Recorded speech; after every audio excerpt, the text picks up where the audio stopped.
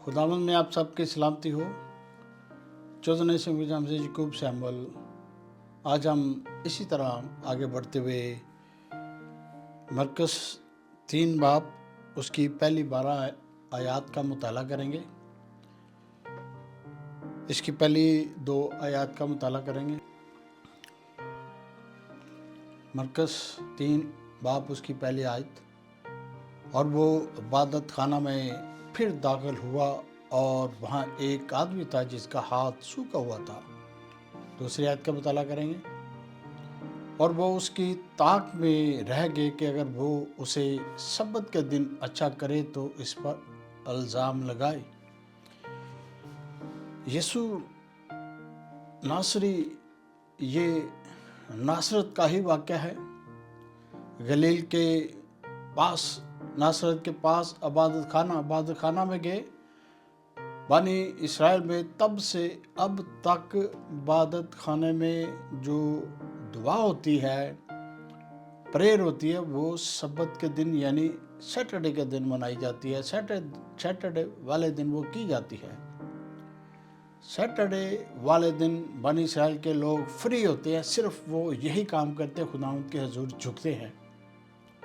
तो यीशु भी वहाँ से इबादत खाना में दाखिल हुए और बहुत सारे फक्की, फरीसी और बहुत सारे ऐसे लोग जो हेरोदेस के लोग थे, जो यीशु की ताक में रहते थे कि यीशु क्या करता है। वो सोचते कि क्या ये सैटरडे वाले दिन कुछ ऐसा काम करता है इस पर इल्ज़ाम लगाएं और इसको ज़द-ओ-कोब करें और इसके ऊपर कोई मुकदमा चलाएं। तो वो इस ताक में थे। इसी समय पर जब यीशु वहाँ पहुँचते हैं, इबादत खाने में पहुँचते हैं, तो इबादत खाना में यीशु की नज़र एक आदमी पर पड़ती है जिसका हाथ सूखा हुआ था। हाथ सूखे से मुराद कि उसके बाजू के ऊपर मुकम्मल तौर पर गोश्त नहीं था, वो हड्डियों के साथ जुड़ा हुआ था और वो वर्क नहीं करता था, काम नहीं करता था। तो यीशु ने देखा और यीशु को तरस आया कि ये आदमी इबादत खाने में है, खुदा के घर में है और इसके जिस्म में वो सूखापन है, इसकी बाजू काम नहीं कर सकती। तो यीशु ने उस पर नज़र की। मरकस 3:3 का मुताला करेंगे। उसने उस आदमी से जिसका हाथ सूखा हुआ था कहा, बीच में खड़ा हो। उसने उस आदमी से जिसका हाथ सूखा हुआ था कहा कि बीच में खड़ा हो।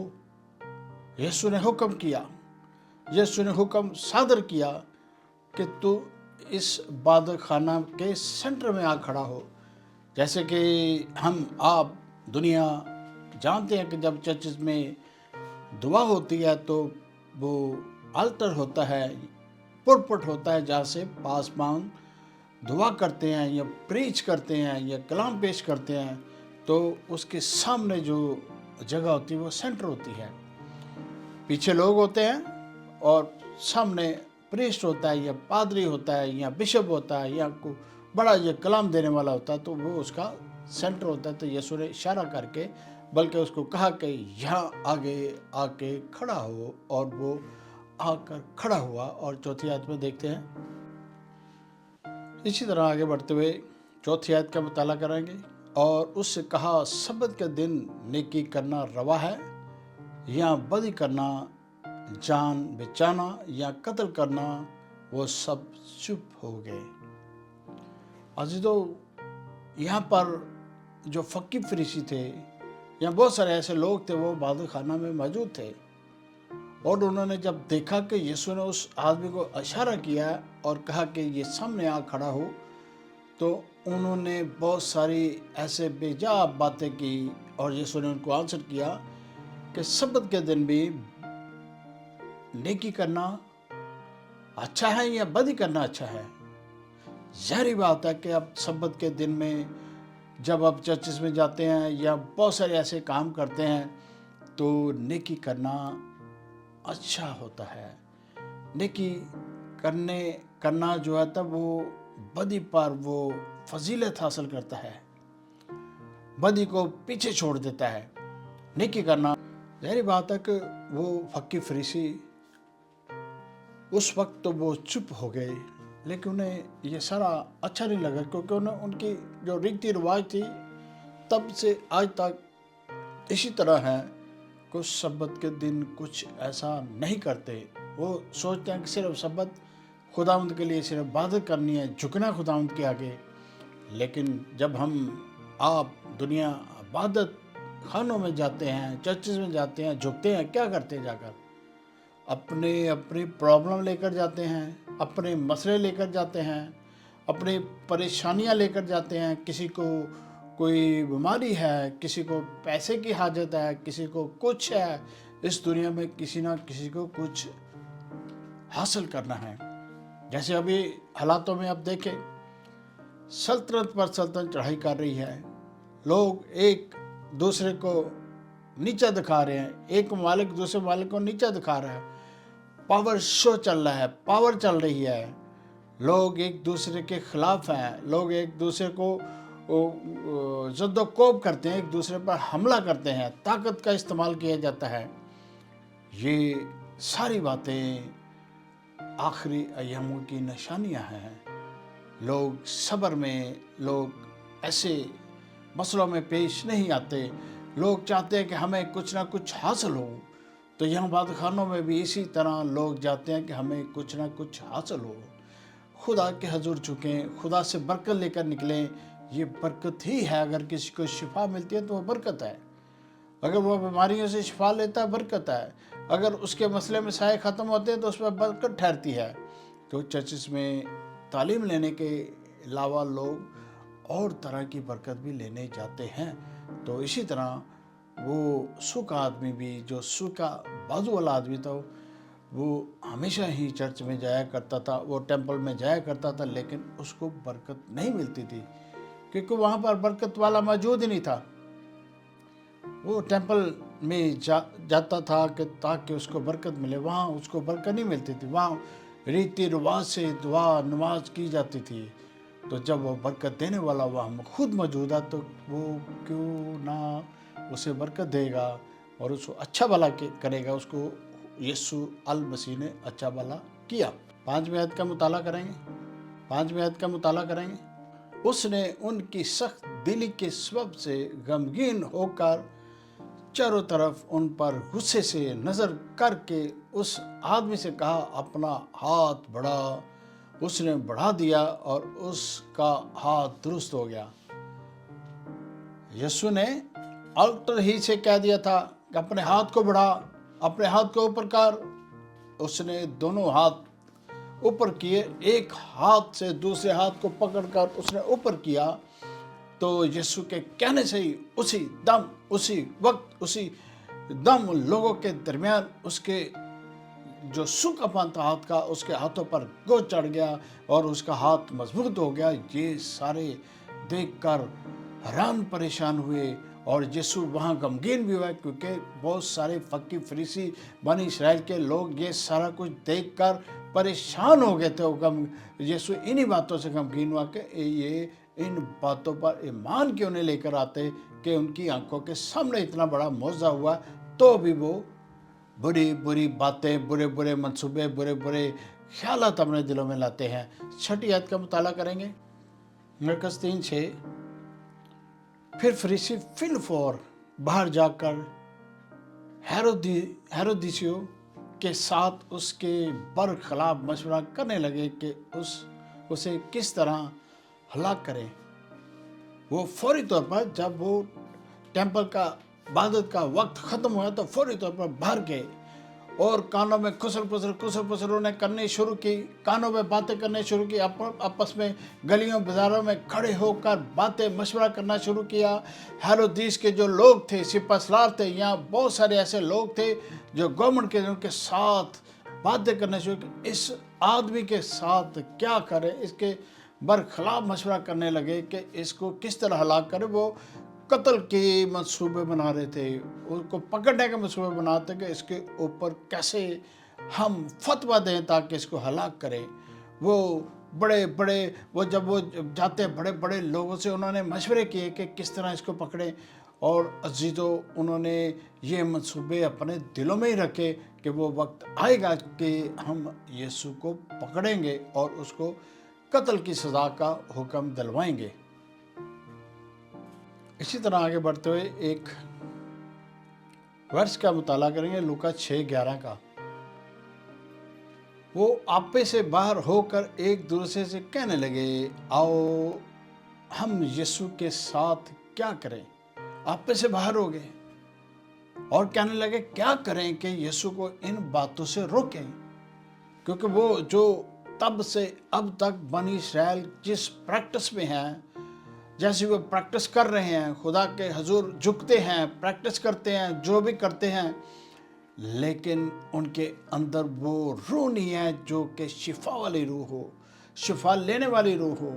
ان کے پاس ایسا کچھ نہیں ہے، وہ شفا والی روح، وہ خداوند خود یسوع وہاں موجود تھے، وہ پہچان نہیں سکے، وہ جان نہیں سکے کہ خداوند خود آدم کے جسم میں وہاں زمین پر موجود ہوا، اور یسوع کچھ بھی کر سکتے تھے۔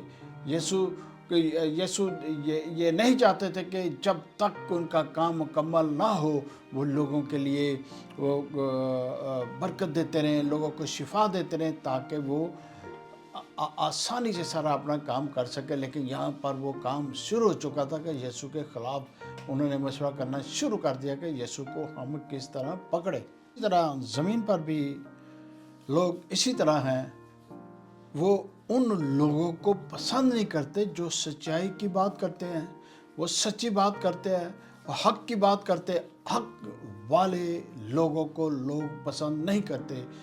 حق پر بولنے والے لوگوں کے دشمن زیادہ ہوتے ہیں، کیونکہ وہ سچائی کی بات کرتے ہیں۔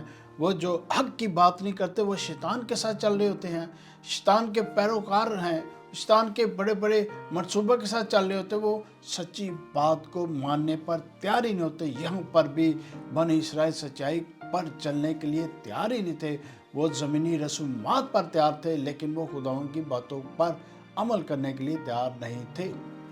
مرکز 3:7 کا مطالعہ کریں گے۔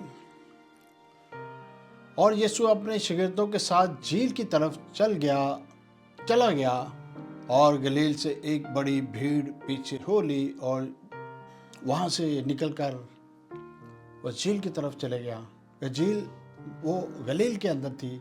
یسوع اس وقت گلیل میں ناصرت میں موجود تھے، اور وہ وہاں پر سے ہو کر وہ پریشان ہو کر وہاں سے نکل کر جھیل کی طرف چلے۔ جب جھیل کی طرف یسوع جاتے ہیں تب بھی وہ سبت ہی کا دن ہوتا ہے، سبت ہی والے دن کے یہ سارے کام ہیں۔ جھیل کے کنارے جب یسوع جاتے ہیں تو لوگ بڑی بڑی بھیڑ کے ساتھ جھیل کے چوگیر جمع ہو جاتے ہیں یہودیہ سے، اور پیچھے ہو جاتے ہیں، بڑی بھیڑ ان کے پیچھے ہو جاتی ہے، اور یسوع سارا کچھ یہ دیکھ کر اور ان کو بتاتے 8ویں آیت کا مطالعہ کریں گے۔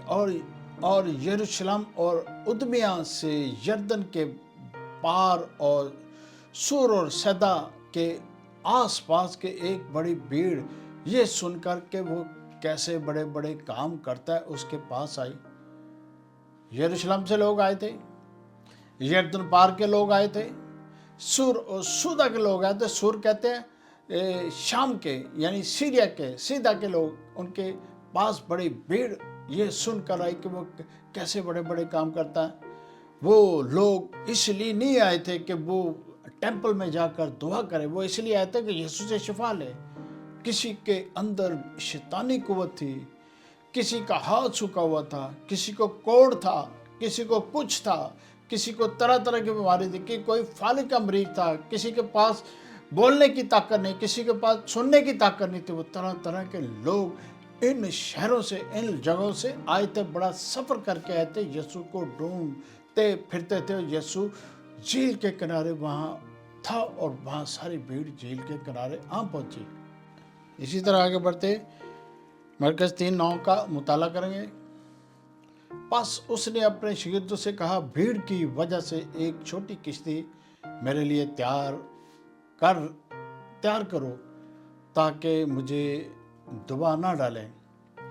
وہ اتنی بھیڑ تھی، جیسے آپ جانتے ہیں दुनिया में जब भीड़ होती है, बहुत सारे लोग होते हैं, बहुत सारे लोग चारों तरफ जमा होते हैं, अगर एक शख्स दरमियान में हो तो भीड़ के सबब से वो अंदर दब जाता है, वो दूसरे लोगों तक उसकी रसाई नहीं होती, दूसरे लोगों तक उसकी आवाज़ जाती नहीं है कि दूसरे लोग भी सुने। यीशु ने अपने शागिर्दों को कहा, पुरपट तैयार करो, पुरपट किश्ती तैयार करो, किश्ती झील के अंदर, पानी के अंदर, ताकि किनारे पर लोग सारे यीशु की आवाज़ को सुन सकें, यीशु के कलाम को सुन सकें, यीशु के बातों को सुन सकें। वो सारे लोग वो किश्ती के पास किनारे पर बैठे सारी बातें सुन रहे थे। जैसे कि अगर आप झील के किनारे ऊंची बोलेंगे, झील के पानी की वजह से आवाज़ बुलंद होगी। जैसे आजकल लोग स्पीकरों में, बड़े बड़े चर्चिस में या बड़े बड़े जगहों में स्पीकरों का यूज़ करते हैं, माइक का यूज़ करते हैं, तब वहाँ झील के किनारे वो ऐसा साउंड बनता था, वो चारों तरफ फैलता था और लोग उस साउंड की वजह से हर तरफ वो सुन सकते और यीशु को आप बासानी देख भी सकते थे, और यीशु भी बासानी सबको देख सकते थे। यीशु ने वहाँ मैसेज शुरू किया और लोगों ने उनको यीशु की सारी बातें सुनी और उन पर ईमान लेकर आए। 10वीं आयत का मुताला करेंगे, क्योंकि उसने बहुत से लोगों को अच्छा किया था, चुनाचे जितने लोग सख्त बीमारियों में गिरफ्तार थे उन पर गिरे पड़े थे और उसे छू ले। यीशु ने जब वहाँ मौजूद थे और उन लोगों ने सुन भी रखा था कि यीशु सबको शिफा देते हैं, और बीमारियों में मुब्तला थे, बीमारियों में गिरफ्तार थे, परेशानियों में गिरफ्तार थे, किसी पास एनमी की कमी थी, किसी के पास जिस्म में बहुत सारे मसले मसाइल थे, किसी के पास बदरुएँ थी, जिस्म में झगड़ा हुआ था। यीशु को जब कोई छू ही लेता था तो उसमें से सारी चीज़ें चली जाती थी यीशु के छूने से। यीशु की इतनी पावर थी, यीशु को कोई टच करता था तो यीशु के अंदर से शिवाएँ निकलती थी, यीशु के टच करने से उसके अंदर से बदरुएँ भाग जाती थी और चलाना शुरू कर जाती थी, ताकि यीशु उनको टच ना करे कि यीशु का इतना वो जिस्म से वो पावर निकलती थी जिससे लोग अच्छे भले हो जाते थे। 11वीं आयत का मुताला करेंगे, और नापाक रूहें जब उसे देखती थी तो उसके आगे गिर पड़ती थी और पुकार कर कहती थी कि तू खुदा का बेटा है। अजीजो दुनिया वालों सुनो, नापाक रूहें जानती थी ये खुदा का बेटा है। वो नापाक रूहें ये सब कुछ जानती थी कि ये खुदावन की तरफ से भेजा गया है, ये बेटा है, ये ज़मीन पर उतर कर खुद खुदावन नीचे आया है, ये वो जानती थी। और वो गिर पड़ती थी और पुकारती थी कि तू खुदा का बेटा है। यहाँ पे कलाम मुकद्दस पर भी ऐसा लिखा है। हम आपके सामने कलाम पेश कर रहे हैं, कलाम में ये लिखा है, दुनिया जाने पहचाने खुदा का बेटा है, यीशु खुदा का बेटा है। और नापाक रूहें जानती है वो खुदा का बेटा है, नापाक रूहें पहचानती वो खुदा का बेटा है, नापाक रूहें हर तरह यीशु को जानती थी कि यीशु नीचे आया है हमें कुचलने के लिए, हमें हलाक करने के लिए।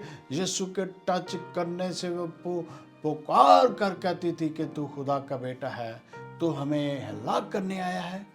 और ये यीशु ने उनको डांटा, चुप रहो जाओ, ताकि लोगों में बहुत शोरगुल ना हो। और इसी तरह मरकस 3:12 का मुताला करेंगे, और वो उनको बड़ी ताकीद करता था कि मुझ पर जहर ना करना। फिर यीशु ने बड़ी ताकीद की कि मुझको जहर मत करो, मुझको मत बताओ, क्योंकि वो बदरुएं, वो शैतानी इब्लीसी कुफ्ते, यहाँ सारे वो जो अच्छे भला होते थे उनको भी यीशु यही ताकीद करता, मुझे जहर ना करो, मुझे काम करने दो, ताकि जहाँ पर मैं मौजूद हूँ, जिस वजह से आया गया हूँ, और मुझे यहाँ काम करने दिया जाए। और वो उन्हीं के सबब से वो बड़े बड़े मसले मसाइल पैदा हो जाते थे। और अजीज़ों इसी तरह जब यीशु को हर वक्त यीशु के पीछे रहते थे, यीशु की ताक में रहते थे कि किस तरीक़े से यीशु ऐसा फॉल्ट करे, यीशु को पकड़े। यीशु को जब सूली दी गई तो यीशु पर कोई गुनाह साबित नहीं हुआ, यीशु को जब क्रॉस पे रखा गया तो यहाँ तक पिलातुस बादशाह, हेरोदेस बादशाह, सब ने इनकार किया कि इसमें कोई ऐसा फॉल्ट नहीं है जिसकी वजह से इसको सूली पे चढ़ाया जाए। लेकिन ये काम खुदावंद की मर्जी के मुताबिक, खुदावंद की मर्जी से हो रहा था कि उसने अपने भरा को ज़बह करना था। उसने हमारे लिए, आपके लिए, दुनिया के लिए ये कुर्बानी देनी थी ताकि हमारे आपके गुनाह अपने ऊपर ले और हमें निजात दे। अब हम निजात याफ्ता हैं, आप निजात याफ्ता हो। हम बाप बेटा रूह कुद्दस के नाम से जाने पहचाने जाते हैं। हमें बाप बेटा के रूह कुद्दस के नाम से जो भी खुदावंद से मांगे तो हमें मिल जाता है। हम ये जानते हैं, पहचानते हैं। हमें ये भी जानना है कि अभी वक्त बहुत नज़दीक है। यीशु अल नासरी बहुत जल्द आने वाले हैं। हमें अपने गुनाहों की तलाफ़ी करनी है, माफ़ी मांगनी है, ताकि उस भीड़ में हम शामिल हों, उस कलाम में हम शामिल हों। जहाँ लिखा है, ये आप ये वो कलाम है जिसके ऊपर आपका नाम लिखा होगा तो आप 1000 साल बादशाही के अंदर जा सकोगे। हम चाहते हैं कि आप और हम इस 1000 साल बादशाही के अंदर यीशु के साथ चलें, फिरे, उठें और रहें यीशु के साथ। मसीह में आप सबकी सलामती हो। आप मेरे चैनल को सब्सक्राइब करें, लाइक करें।